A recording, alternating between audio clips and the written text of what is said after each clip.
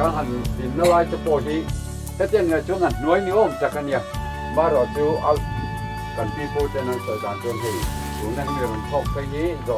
pa in nam thak mi dang ta na ki tiang ve lo la ani ya te heng lai ve po hi an khu lo dan na tin ve lai chu ni om chak ani lai ni mo chuan lai lung hi ke om sia he lung hi chu nei ma ta tu te le eng ma te po hi anin eng ma ti hian an lo ti ting te na heng zol ngom ta ka te po hi heng lai vel thai bu na lo nei tu te hian in eng ma ti zong ta kin ti dang lam dan an lo nei ya tu ma chuan kan pi pu te chuan in hei po hi zol tu in kha lai tang khan om an lo ti tin mo tin kha lai hemi va mor top te a son Lalruanga thi luan thi buak an tia ro theng lai te hian ti hian in chuan ko re mai thei lo de ko re bi ni lo re lo be hian te poi Lalruanga thi buak an lo tia khang lai te po khan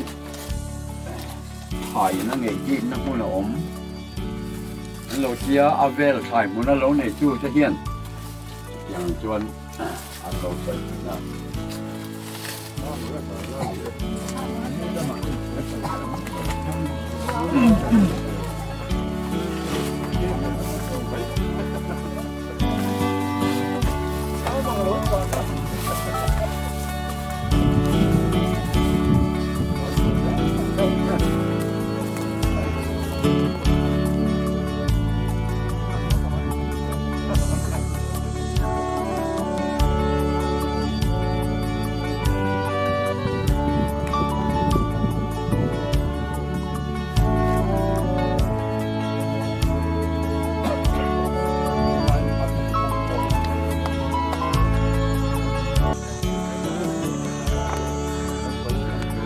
ê sao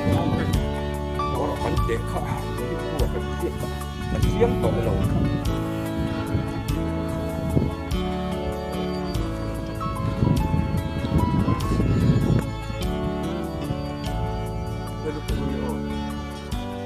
hey apian thung te poi hey te poi ma lai in sa he lung kan han pian tak tak an ya hey in na pang a bel te a lo ya ela me ro chu tien in na pang o ni kulai in jol kan han kun sa ta ni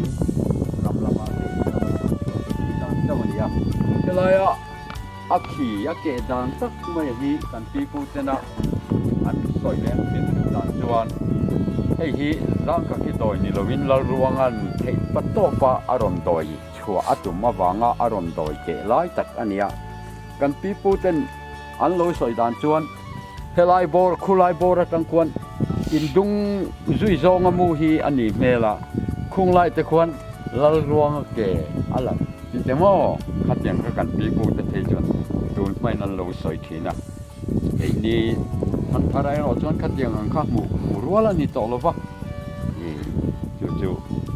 thak lampang zo ka hian Lalruanga chu amu ni a soi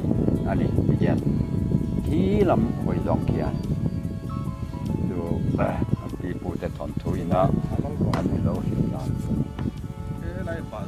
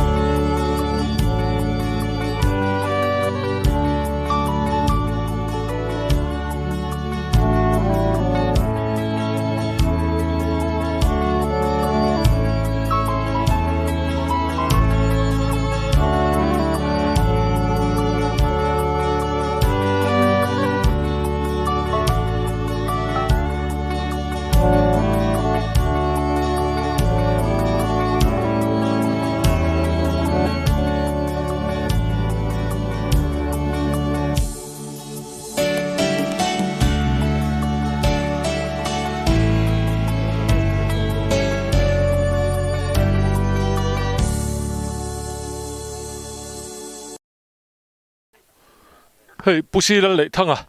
North Khobung branch OMA president tilai anin meron telpuya meron kalpuya ani hena tang hian OMA ten engin nge ma an dolak ti te sarkar lama tangin eng ange tran puina ten dongem ti te le eng anga malak zel ngen ani hian so saksela alo mom khop mai ne OMA hian thei to pin ma chuan an lavea hei member te in pek na te na sa a mun ti fai vel te I eng kim mai hi OMA hian kan kuta a kong han ti fai ngai ang chi te ka tianga khanin thei to pin ma kan la a tin a chak helai Lalruanga lung chaka khian I aron tlo tu te chol ha dam na tur zopa in te OMA hian kan han save a thatam tak kan senga na tul takara I OMA member te in pek na sa kan tho ho na sa a tin sarkar lama tang hian a fencing hi I meron ti sak boka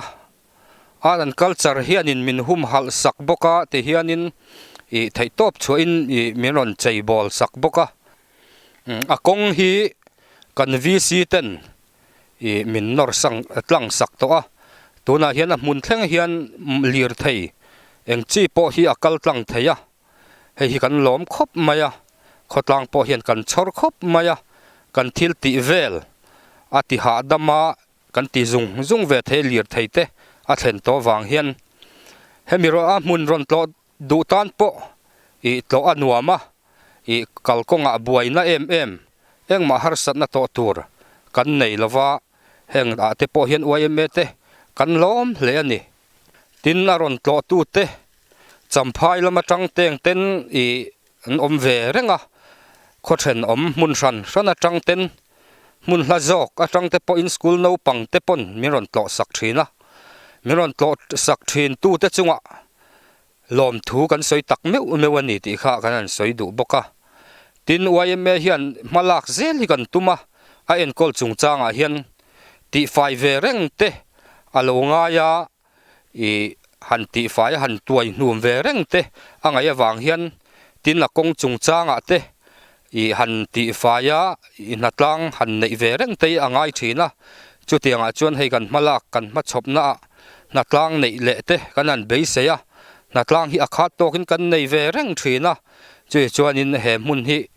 thei top chu in OMA te hian kan en colony helai mun hi kan mizo pu history ro pui tak kha lo ni ve wangin mizoram mun ranga ule nau te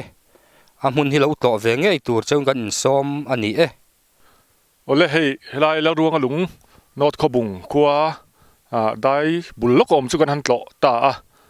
hei thian te ho ne na nuam khop mai mun po hi hei a dai dup maya han picnic nan le thian hawan in ti hlim nan te thil nuam tak mai alo ni a chuan hei kan ngai thla ang khan zoram mun rang atanga hlut puya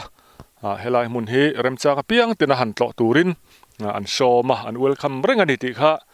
helai anei tu te amuna thu te atang hena riat theini nu chu kan han shom zoram mun rang atanga ron tlo pui turin kan han in shom ani ti zong kha